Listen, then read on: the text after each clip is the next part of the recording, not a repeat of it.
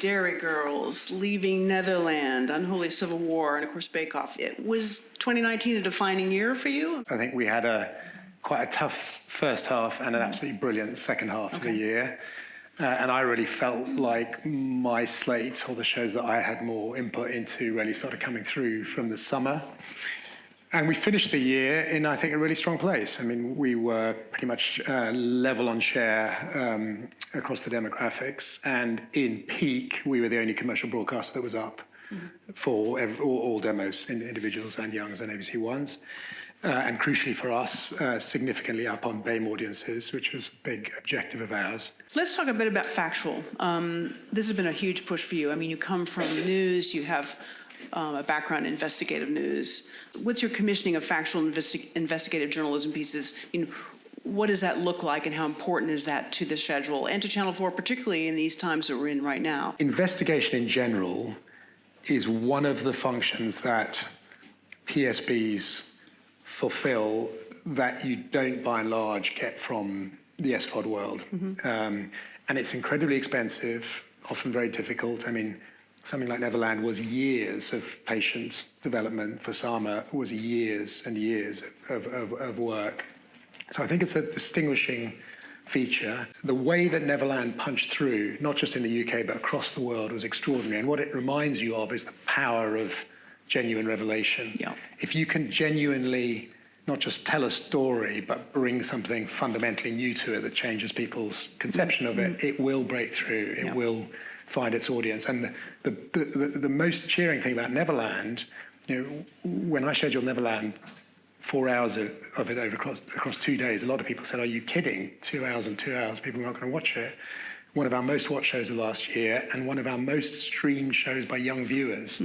Some of this stuff it's almost like it's important because it's talking about our society. It's talking about Britain. And we'll talk a little bit about that. Like why is that Channel 4, the write-offs with Sandy? That's about illiteracy, right? Adult illiteracy. So yeah, I'm really proud of. I mean, the write-offs is a perfect example of something that I think has to be a really central thread of Channel 4, which is taking pressing issues, in this case adult illiteracy, and applying all the creative flair and lateral brilliance of the British production sector to come up with ways of engaging broader audiences with those issues than you would do if I just said, right, adult illiteracy, we must do a 2-hour documentary on it.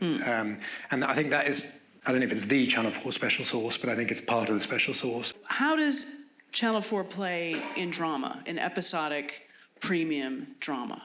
We need stories that really speak directly to not just British audiences, but actually, I think, subsets of the British audience. I think that our biggest learning about this in the last couple of years has been the success of Dairy Girls, which is a huge hit nationally, but starts off by being a massive hit in Northern Ireland. Yes. Like 60 or 70% of Northern Ireland watches it. Right. Most of Scotland watches it. And so it's a hit before it reaches the rest of the country. And I think locating our stories very strongly in specific places gives us a real sort of point of difference. You know, obviously, Bake Off was a pretty important building block. So just because we're on that, when Sandy said she was leaving the show, did you sort of get a clenching in the pit of your stomach and think, oh my God, is that gonna kill Bake Off for Channel 4 when Sandy Toksvig leaves? Or I would have been gutted if I'd lost her from the channel.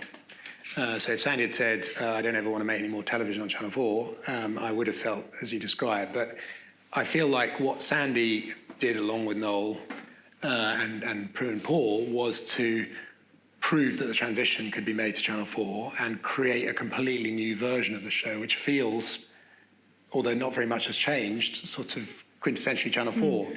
And so I'm very confident that the show is in great shape and that actually making a small casting change out of the 4 as opposed to the 3 that changed last time will be actually a way of changing the show in an interesting way. And what I'm really thrilled about is that there's going to be lots of Sandy on the channel elsewhere. So you talked about write-offs. We're developing a couple of other projects with her. I think she's a fantastic voice for the channel.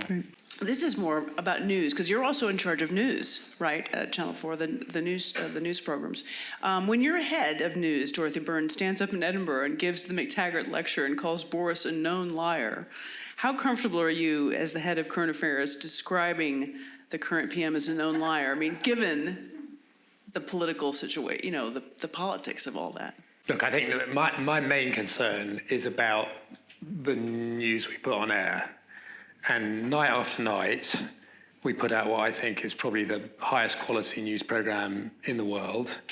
I concentrate on the news we make, and I think it's first rate. And I think one of the most heartening things for me last year was that our news audiences were substantially up, both in volume and in share, and across all demographics. And I think that sort of speaks for itself. Well, this has been really interesting. Thank you, Ian. Can I please thank the audience for being here? Thank you very much. Could you please join me in thanking our speaker, Ian Katz?